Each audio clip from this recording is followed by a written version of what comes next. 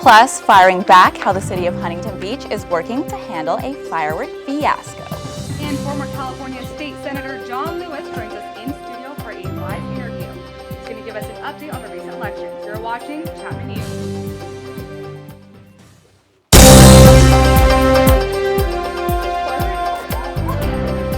They changed it.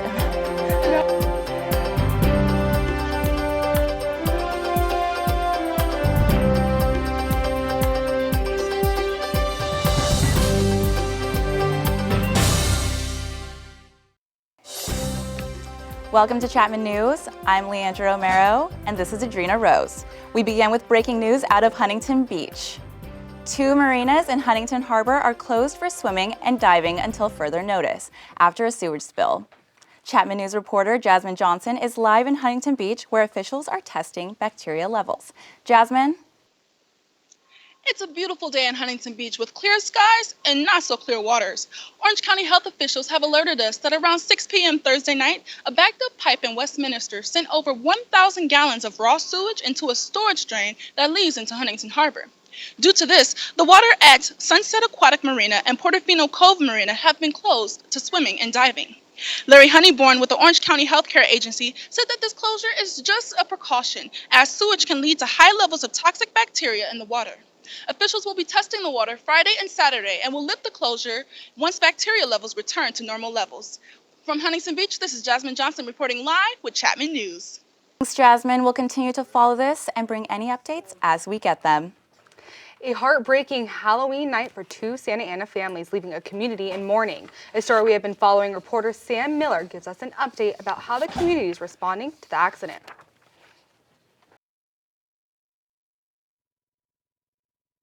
13-year-old girls. Families and friends have some relief now knowing that the man responsible is behind bars. However, the frustration remains as to why Joaquin Bell was on the road in the first place. It could have been prevented because the guy has a serious criminal record, and if the judge wasn't lenient on this person in the first place, if the guy was in jail, this tragedy wouldn't have happened. So the only people you have to blame are the judges, because here in Orange County, they're very lenient and, they let people out. As a result of the incident, city officials are looking at the transportation system in Santa Ana with a general sense, saying improvements need to be made, an area of concern from this neighborhood that's been going on for a while. The parents are requesting to have a traffic signal here in the community, as well as the principal of the school. It's a dark here, and 3 lives were taken. I don't know if it's Public Works or who in the city figures that they don't want to spend the money, or they don't need a traffic light here. But now the point is that 3 lives were taken, and it's going to be done. For Chapman News in Santa Ana, I'm Sam Miller reporting. Their service for the Perez twins took place this morning, and Andrea Gonzalez's service will be tomorrow at 8:30 a.m. at Lady of Guadalupe Church. And in Anaheim, a high-speed car chase ended with the death of a suspected murderer Monday. Police say the man killed his ex-girlfriend's mother before taking off from the crime scene. The motorist then failed to stop and started a high-speed pursuit for nearly 10 miles. The man then intentionally slammed into a wall, sparking a large car fire. The driver died instantly and was burned beyond recognition. A serial robber now has the attention of the FBI. He's known as a Cal Bear Bandit, wanted for robbing at least 5 OC banks since August. He's suspected to have robbed banks in San Juan Capistrano, Costa Mesa, Huntington Beach, and 2 local banks here in Orange.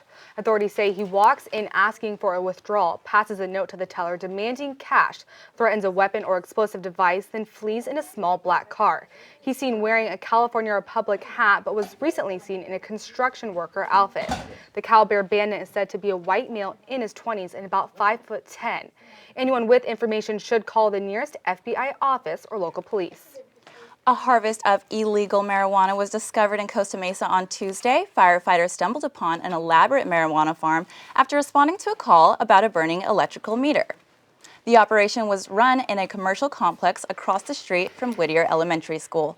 Authorities have seized more than $20,000 worth of marijuana plants. No arrests have been made, and Costa Mesa police are still investigating. The city council race in Costa Mesa is still too close to call. Mayor James Righeimer and community member Jay Humphrey are neck and neck for the second open spot on the Costa Mesa Council. Former school board member Katrina Foley took the first spot by a high margin on Tuesday. Yesterday, Righeimer was leading Humphrey by only 112 votes. The registrar says they won't have the final tally for a few more weeks, and if the margin of victory is low, either candidate can call for a recounting of the votes. This means the second spot may not be filled for over a month. 2 school bonds fell short this election season in Orange County. Orange Unified School District failed for the third time to pass a bond. This time it was $296 million to be divided equally among its 4 high schools through Measure K. Voters also turned thumbs down on Measure J, a $574 million bond for the North Orange County Community College District. 55% of the vote was needed to pass the bonds. Both measures fell short by 1%. Many Huntington Beach residents agree their city is the place to be on the 4th of July. They disagree, however, on how the 4th should be celebrated and took their frustration to the voting booth. Mann has a story in Huntington Beach. The midterm elections in Surf City brought Measure T to the ballot. The measure was a result of much debate. On Tuesday night, citizens of Huntington Beach were asked if they wanted to legalize fireworks. Huntington Beach is known for being a patriotic city, hosting the 4th of July parade every year. When it comes to the use of fireworks, the city is divided on whether to legalize them or ban them for good. I voted yes. That's our constitutional right. When I was little, we were out there for hours. Now we can't even have that in Huntington Beach. Come on. Wake up, people. This is America. I'm against that. Right now, I think how it's past couple of years it's been controlled. There hasn't been that many accidents. I have kids at home. I'm happy just with the city, what they do. There's no need to have fireworks all down the street. Everybody can just get together and enjoy the show at the pier. Measure T was passed on Tuesday night, legalizing fireworks in the city of Huntington Beach. 60.6% of voters voted yes on the sale and use of approved fireworks. City Council will have the final say on the safety regulations regarding the measure. Connie Boardman and Joe Shaw, liberal-minded City Council incumbents, lost their seats Tuesday. Delgleize, Posey, O'Connell, and Peterson garnered the most votes. Fireworks were decided by the people. Be allowed to have them in Huntington Beach, like all the other cities. If you don't like what America's all about, pack your bags and leave. From Huntington Beach, Adam Mann, Chapman News. This 4th of July will mark the first time fireworks will be legal in Surf City since 1987. The Huntington Beach Fire and Police Department were against the measure and now have the challenge of figuring out how to regulate the fireworks. We're joined now by former State Senator John Lewis, now GOP political consultant. Thank you so much for joining us. You must be pretty proud of the GOP taking back the Senate and winning a lot of governor races. Yes, this was a great week for the Republican Party across the nation, and yeah, we're all still celebrating. Well, voting took place on Tuesday. What message were you getting from the voters? Well, there was a different message, I think, depending on what slice of elections you're looking at. Nationally, I think the big message was that President Obama's unpopularity really, kind of colored everything about the election and really depressed turnout. A lot of the traditional Democrat base just didn't bother to vote, and that led to a lot of really shocking political upsets across the country. So you have, as you mentioned, Republicans gaining governorships, which was not anticipated. They're going to end up with a net gain of 8 or 9 Senate seats, and the most seats in the House of Representatives since World War II. Wow. So back home in Anaheim, you were running the campaign for Anaheim Mayor Tom Tate, and he seemed not to make very many friends over the past few years, but he won so easily. How do you think he did that? Well, let me just kind of correct what you said for a second. The people that like him are the voters in Anaheim and the residents of Anaheim. He stepped on a lot of toes of a lot of the special interests. This kind of economic cartel that exists in Anaheim. They put together about $2 million to try to defeat him and influence the city council elections. They chose to make it a referendum on a lot of the policy issues that the mayor felt very strongly about. And at the end of the day, in a 4-person race, he received over 54% of the vote, just a resounding victory. And so a lot of the political pundits around the county You know, especially those that are on the payroll of the special interests. You know, I don't think they were anticipating that he could survive that, but he is just, he's a very genuine, just, you know, wonderful elected official, and the people of Anaheim really appreciate that. The bond for school repairs, it's been declined 3 times. What's happening with that? I mean, where do you see that even going? Well, for Orange Unified, are we talking? Mm-hmm. So I was really kind of surprised that it didn't pass this time, and I think it would have passed had it not been for the small turnout. Once again, you know, the underrepresented voters and those that finally turned out were largely Hispanic, were largely young voters. And had they voted, they would have voted overwhelmingly in favor of a school bond. And I think that largely made the difference. If they had waited and done this bond in Orange Unified in 2 years, it would have passed. No, definitely. But now, you know, maybe they've poisoned the well a little bit. All right, well, thank you so much. Former State Senator John Lewis, thank you for joining us. Thank you. Thank you, my pleasure. Thank you. Coming up, students walk to fight oppression here on campus. We'll have that story and more next on Chapman News. Thanks. Thank you.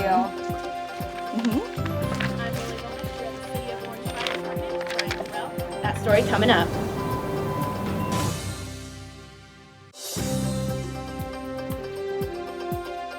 The first snowfall for SNOWVEMBER up on Mount Baldy. We've got your snow report after the break. You're watching Chapman News.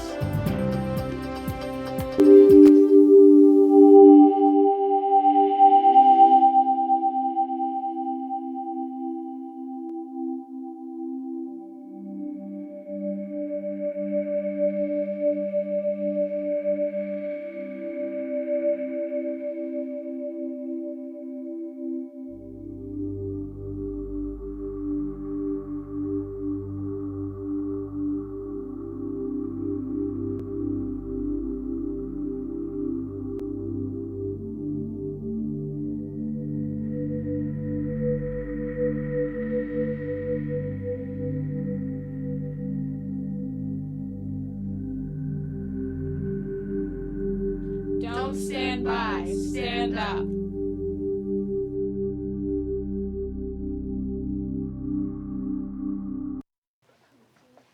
After 26 years of pen and paper, Santa Ana PD will now issue digital citations. The process costs an initial $2,000 for each officer to set up, but the digital change will save the county money and time throughout 2015. It takes just a few minutes for an officer to scan a driver's license, enter the offense, and issue the citation. The switch is being welcomed by both OC officials and residents. Chapman resident advisors gathered together to raise awareness about issues of social justice. Reporter Sunny Laser takes us through the tunnel of oppression. The drops of beads in these jars are much more than an activity. They're symbols of oppression at Chapman University. The things that we talk about in Tunnel of Oppression are all things that are very relevant to the students here. The tunnel covers topics from socioeconomic status and privilege to ability and body image. Everyone has experienced some form of oppression in their life, and in this silent exhibit, the voices of Chapman students can be heard. I liked how they had the section on women versus men income, and how that's still such a huge gap, which is absolutely ridiculous. And I like the interactiveness. It really helped me really learn the nitty-gritty details of everything going on. Every stop makes each participant reflect on their own life and think about their fellow classmates. It put a lot of things into perspective, really how fortunate most of us are. And reading all the anonymous notes really made me realize how hard some people have it and how lucky most of us are in our lives. With just one walk, oppression in our community is recognized, and a new perspective creates a light at the end of the tunnel. From Henley Hall, Sunny Laser, Chapman News. The RAs closed the tunnel of oppression on Thursday, but say it will be back again next year.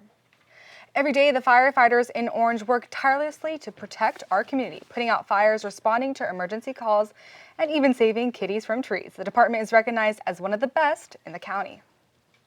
Chapman News reporter Lily Rolnick joins us now with an inside look at the Fire Station 1. That's right, Leandra. I went over to the fire station earlier this week and met Ryan Carell. The City of Orange Fire Department takes pride in their quick response times, and they say they appreciate the community support they receive. Carell of Orange Fire says the moment they get a call, a loud noise called a tone comes over an intercom. Immediately, they start moving. They put on their full turnouts, as they call it, which simply means boots, helmet, and protective clothing. Once outfitted, they jump into their truck and head toward the call. Our goal is to have 2 paramedics at every medical aid within 8 minutes, and that's basically if your heart stops beating, that's how long your brain's going to last without any oxygen. So we meet that. Most of our calls were there in under 5 minutes. Firefighter Kevin Lunhan tells us that their masks and oxygen tanks can handle intense heat, which helps them breathe and talk to one another during a fire.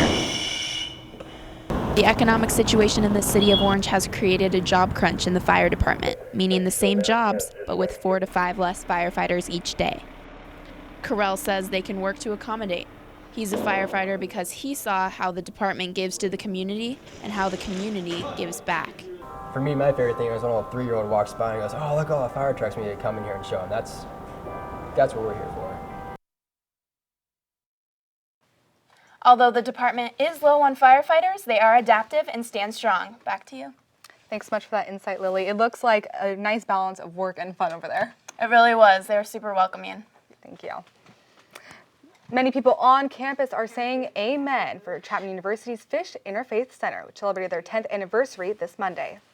The center's goal is to provide all Chapman University students with a safe space to worship and practice all beliefs. Anyone can stop by at any time to study, meditate, and pray in the indoor chapel, as well as the outdoor garden area. Daylight savings was just this last week, which means darker nights and less sun. Weather forecaster Mann is here to tell us how this will affect our temperatures. Daylight savings happened, which means winter is upon us. Summer is long gone, and so are sunsets. They're going to be happening just a little bit earlier, and winter means that it's hockey season, so be sure to check out your Ducks at Honda Center tonight as they take on the Phoenix Coyotes. Let's take a look at some of these November temperatures in the Orange County area. Maybe it'll be a little colder now, but I don't think so. Take a look at that. We have 83 degrees over here.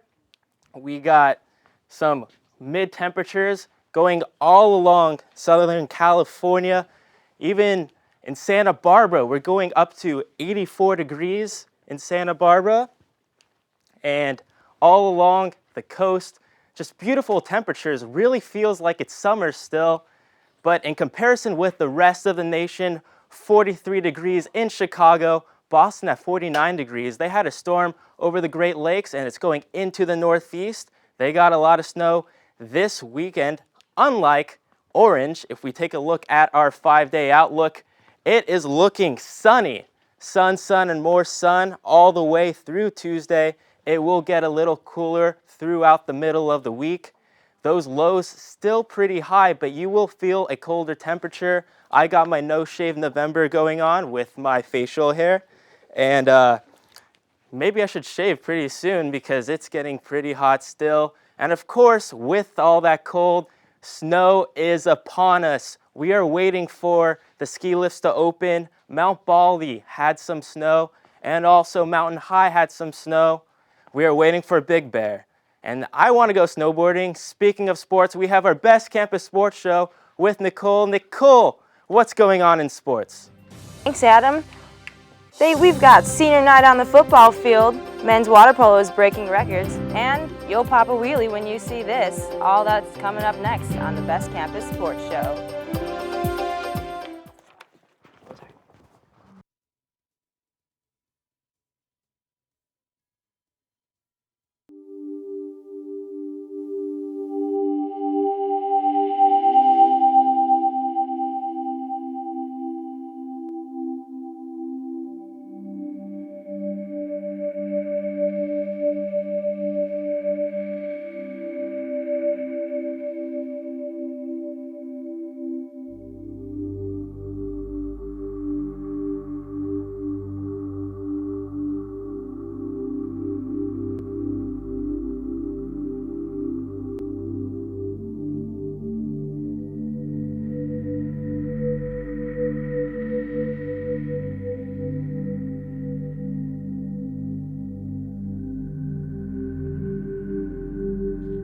Don't stand by, stand up.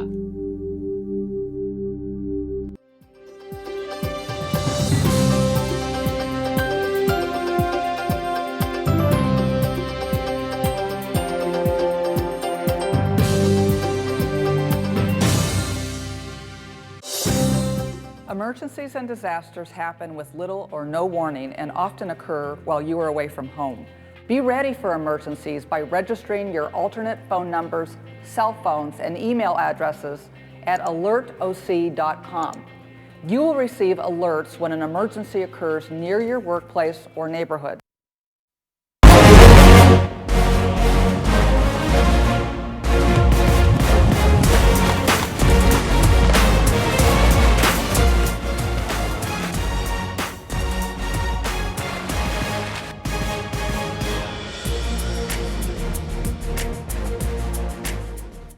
Welcome back. I'm Nicole Moy, and this is the Best Campus Sports Show. The Chapman Panthers hosted the Leopards of Laverne in their last home game of the season this Saturday. The team is pumped as the seniors take on Wilson Field for the last time in their football career. The pace was set with a quick sack by the defense, and on the offense, Leahy finds Blair Jimerson with a first touchdown of the game. Then another pass to Anthony Izukume down at the 1-yard line, but sets up a great run by McKibbins into the end zone and squeeze. And in the fourth quarter, Leahy finds Jimerson once again for his second touchdown. Panthers up 21-6, but the Leopards find the end zone finally with 3 minutes left in the fourth. Great catch by John Lilly. Then Leahy to McKibbins and a flea flicker to Myers. Down the field finds quarterback Michael Leahy for the 20-yard touchdown and into the end zone. The Panthers end their season on Wilson Field with a bang, leaving the fans of the 2014 season to remember. The Panthers are going to savor this win, but their sights are set on the next challenge, facing the Redlands Bulldogs on Saturday for first place and a spot in the playoffs. This program is built to win, and each time we go out, we expect to win. The last 3 out of 4 times, it's been close games, touchdown games. So, we always play each other really, really hard and really aggressive. For the program, for the seniors, for the future of the program, and the guys that have been here before us, it'll definitely be a big thing, and we're going to give it our all. We know it's going to be a tough game against the University of Redlands, but the real contest for us is between ourselves. The real pressure is us. This team, we really feel like a unit, really feel like a family on and off the field, and it goes past just playing football. Men's water polo coach Eric Plusell grabbed his 100th career coaching win against Occidental last week. As head coach for over 7 seasons, Plusell has earned each of his wins at Chapman and has racked up an additional 133 wins as the women's water polo head coach. The 14-11 Panthers are riding an 11-game winning streak and are on the track to break the record for the most wins in a season, standing at 15 wins. Although Plusell may be decorated with achievement, he gives credit to his team who have allowed him to surpass this milestone. To me, I'm trying not to make it a big deal really at all, and really it's about my team, really. It's not really about me. This team has come together more than any other team, and we're all on the same page of what we're trying to do. The Panthers face Claremont this Saturday and hope to continue the streak to remain first place in SCIAC. This week, Orange County is hosting the world's best tennis players, but this tournament may be a little different than you expected. Jacqueline Fisher has the story. 40-30. For the second year in a row, the annual Uniqlo Wheelchair Doubles Masters is hosted right here in Orange County at the Marguerite Tennis Pavilion in Mission Viejo. With 36 players in more than 10 countries represented, these athletes came out to fight for the championship title and bring home the $60,000 grand prize. Since the first wheelchair tournament in 1977, the sport has grown to have more than 50,000 wheelchair tennis players around the world. Here at the Uniqlo Wheelchair Doubles Masters, we see firsthand how one man's idea became not only an international sport, but a community for those in and out of wheelchairs. The fact that wheelchair tennis has grown to the level that it has today is really beyond my expectations. I'm just thrilled. I love the fact that these guys, the top guys, are making a living doing this, and the level of play is improved with the equipment and just the knowledge of the game. And so it's really exciting to see, my dream of wanting to have somebody else to play tennis with has turned into a major sport, not just wheelchair sport, but a major sport. I quite often say it's like two sports you have to play at the same time. You need to be able to maneuver with your wheelchair and you need to play tennis. So it's actually two things you need to do, and I love the challenge.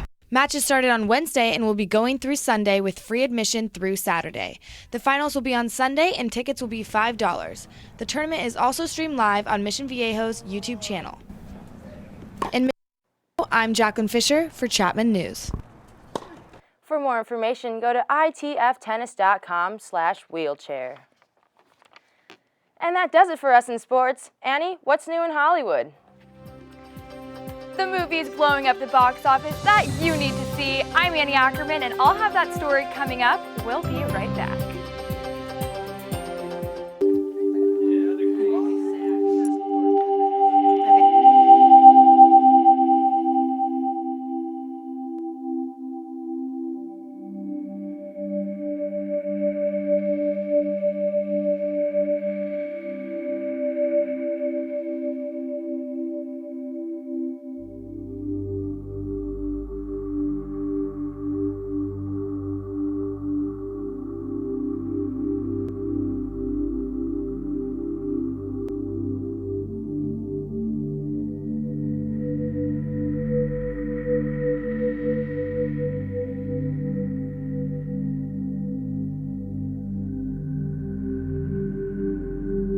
Don't stand by, stand up.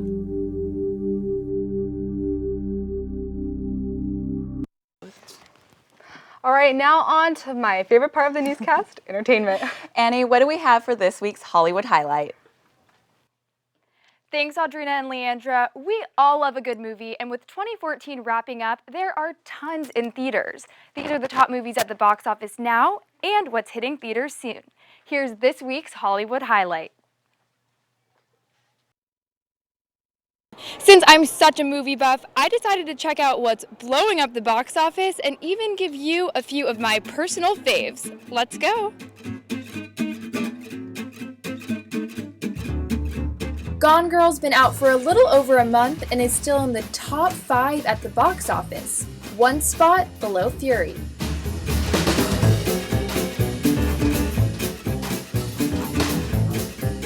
Ouija and Nightcrawler take the top 2 spots, both grossing over $10 million in just 2 weeks.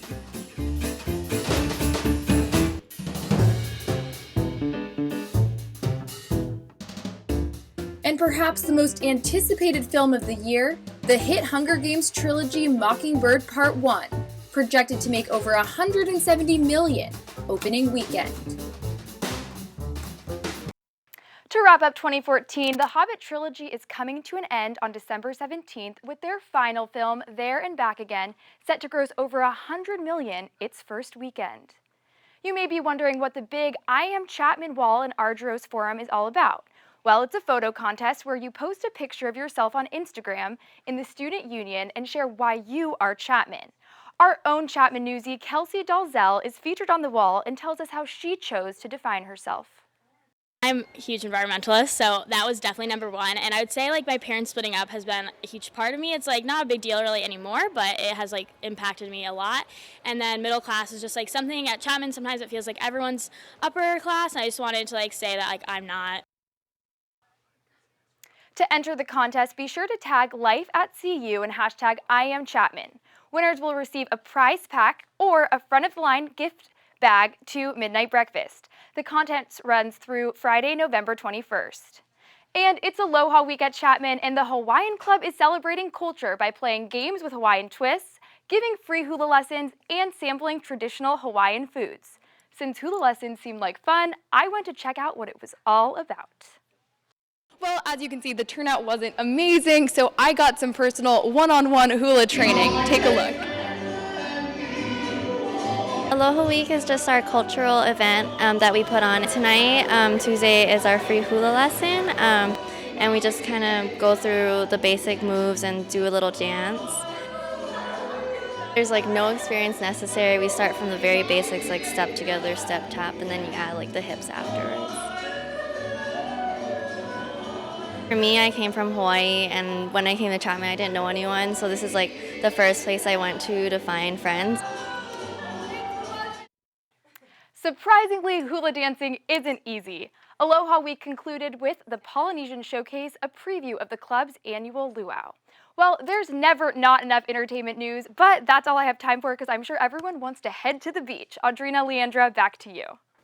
Thank you, Annie. The curtains have closed on this year's American celebration, and the students are feeling the encore. Chapman's 33rd annual show and gala raised a record $2.25 million towards student scholarships this past Saturday evening. The university's premier fundraiser hosted almost 850 people who donated the cause. The theme this year was Masquerade Mystery Wonderment, and more than 130 students from College of Performing Arts dazzled the audience in performances accompanied by a live orchestra. After this weekend, AMSL has raised more than $22 million total towards scholarships for students at the university. In 2012, 729 cyclists were killed in a motor vehicle accident. Students at Chapman University need to be more aware when riding their bikes through Orange. Biking is a way of life at Chapman University, but sometimes it's not the most reliable way of transportation. It's a way of life at Chapman University, but for some, it's not the most reliable way of transportation. Last Wednesday, right after class, I was on the cross street of Center and Schaefer when a car didn't make a full stop and I was hit. Not too bad, but it kind of took me off balance a little bit.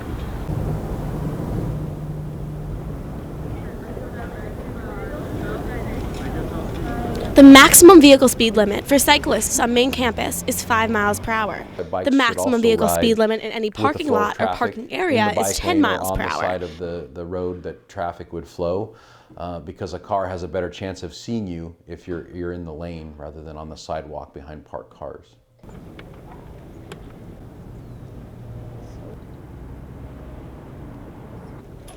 BicycleSafe.com says to avoid busy streets, light up, take the whole lane when appropriate, signal your turns, rethink music players and mobile phones, and ride as if you are invisible. Pay attention. You're operating a vehicle, so just be extra cautious and pay attention. States are working to increase cyclist safety by promoting helmet use, enforcing traffic laws, and designing streets better for pedestrians and cyclists alike. I'm Rachel Choder at Chapman University, Chapman News. Bicyclists' deaths account for about 2% of deaths involving motor vehicles nationwide. It is time to get safe. And we have breaking news for you developing in Torrance. Former ice skating instructor Donald Vincent was sentenced to 100 years in jail today for sexually abusing 2 of his students. Both students, a boy and a girl, were under the age of 16 when the incidents occurred. He repeatedly molested them between 2007 and 2011. All of them, abuse took place in his home in Hacienda Heights. Log on to our website, chapmannews.tv, to see all of our episodes, Chapman Newsies bios, and top headlines. And make sure you also follow us on Facebook, facebook.com/Chapman News, Twitter and Instagram @Chapman News, and YouTube at youtube.com/Chapman News. Thanks so much for watching. I'm AdrinaRose. And I'm Leandra Romero. See you next week, Panthers.